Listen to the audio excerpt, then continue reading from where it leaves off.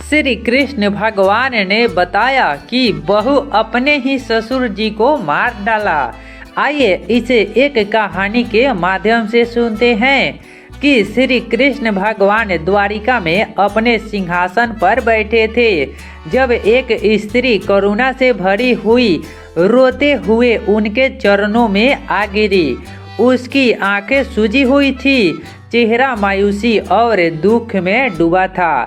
कृष्ण ने उसे सहारा देकर उठाया और उससे पूछा, वत्से क्या हुआ है, तुम इस प्रकार रो क्यों रही हो? स्त्री ने अपनी शिष्य किया रोकते हुए कहा, प्रभु मेरा नाम सुमित्रा है। मैंने एक ऐसा पाप किया है जिसकी माफ़ी असंभव है। मैंने अपने ही ससुर का वध कर दिया है। सुमित्रा की बात सुनकर सभी उपस्थिति जन सकते में आ गए। श्री कृष्ण भी गंभीर हो गए। उन्होंने सुमित्रा को सांत्वना देते हुए कहा, वत्से पहले शांति से बैठो और मुझे पूरी बात बताओ। क्या तुम्हारा ससुर अत्याचारी था?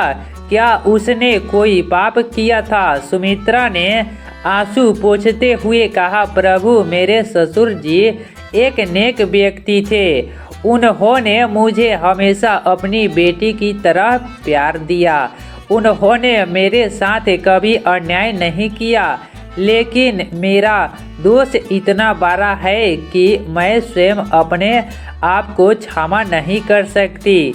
कृष्ण ने कहा, वत्से घबराओ मत, हर पाप का एक कारण होता है और इसके पीछे की कथा जानना भी आवश्यक है। मुझे सब विस्तार से बताओ। सुमित्रा ने गहरी सांस ली और अपनी कथा आरंभ की।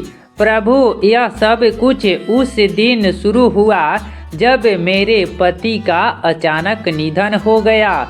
मेरे पति मुझे बहुत प्यार करते थे और उनका जाना मेरे लिए असहनीय था। मैंने स्वयं को अकेले और असहाय महसूस किया। मेरे ससुर ने मुझे साहस दिया और मुझसे कहा कि वे मेरी जिम्मेदारी लेंगे और मुझ पर किसी प्रकार का अन्याय नहीं होने देंगे। समय बीतता गया और मैं धीरे धीरे अपने दुख से उबरने लगी। मेरे ससुर भी मुझसे अत्यंत प्रेम और आदर से पेश आते थे, परंतु गांव में मेरे बारे में तरह तरह की बातें होने लगी। लोग तरह तरह की अफवाहें उड़ाने लगे कि ससुर और बहू का संबंध किस अनुचित दिशा में बढ़ रहा है। ये बातें सुन कर मैं अंदर से टूट गई थी। सुमित्रा ने थमते हुए कहा, प्रभु समाज की बातें मेरे ससुर तक भी पहुंची। उन्होंने भी यह सब सुना और यह उनके लिए अपमान का विषय बन गया। उन्होंने मुझसे कहा कि वे मुझसे दूरी बनाएंगे ताकि समाज में किसी प्रकार का संदेह न हो। मैं उनका आदर करती थी, परंतु यह निर्णय मेरे दिल को चीर गया। मुझे लगा जैसे मेरे अपने परिवार ने मुझे त्याग दिया हो। कृष्ण ने गहरी निगाहों से सुमित्रा की ओर देखा और पूछा, फिर क्या हुआ? वत्से सुमित्रा ने फिर कहना शुरू किया, प्रभु मेरी इस मनोदशा का लाभ उठाकर गांव के एक दृष्ट व्यक्ति जिसका नाम राघव था, राघव ने मुझे मानसिक और भावनात्मक रूप से कमजोर कर दिया। वह मुझे भड़काता और कहता कि मेरे ससुर मुझसे दूरी इसलिए बना रहे हैं क्योंकि वे वास्तव में मुझसे नफरत करते हैं। उसके कहने पर मैंने अपने ससुर को गलत नज़र से देखना शुरू कर दिया।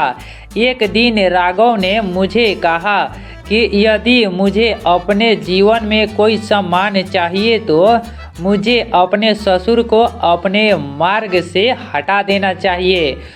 उसने कहा कि इस संसार में अकेली औरत का कोई सम्मान नहीं है और अगर मेरे ससुर मेरे पति की जगह मुझे सहारा नहीं देंगे तो मुझे अपनी रक्षा स्वयं करनी होगी। सुमित्रा की आंखों से आंसू झरने लगे। उसने कांपती आवाज में कहा, प्रभु, उस दिन मेरे मन में राघव की बातों ने ऐसा जहर भर दिया कि मैंने अपने ससुर को जहर देकर मार डाला। उस समय मुझे लगा कि मैंने अपने अपमान और दुख का बदला ले लिया है, लेकिन जैसे ही उनके मृत्यु शरीर को देखा मेरे दिल कांप उठा। मुझे समझ आया कि मैंने एक निर्दोष व्यक्ति का जीवन समाप्त कर दिया है। कृष्ण ने गंभीरता से उसकी बात सुनी और फिर बोले, वत्स, तुम्हारा पाप वास्तव में बड़ा है, परंतु यह तुम्हारे दुर्बल मन और समाज की कुप्रथाओं के कारण हुआ है। दोषी केवल तुम नहीं बल्कि वह समाज भी है जिसने तुम्हारे मन में संशय और भय भर दिया, और सबसे बड़ा दोषी वह राघव है जिसने तुम्हें इस पथ पर प्रेरित किया। सुमित्रा ने कृष्ण से प्रार्थना की, प्रभु, मैं अपने पाप से मुक्ति चाहती हूँ, मुझे कोई भी दंड दे, परंतु मुझे इस पाप से छुटकारा दिलाइए।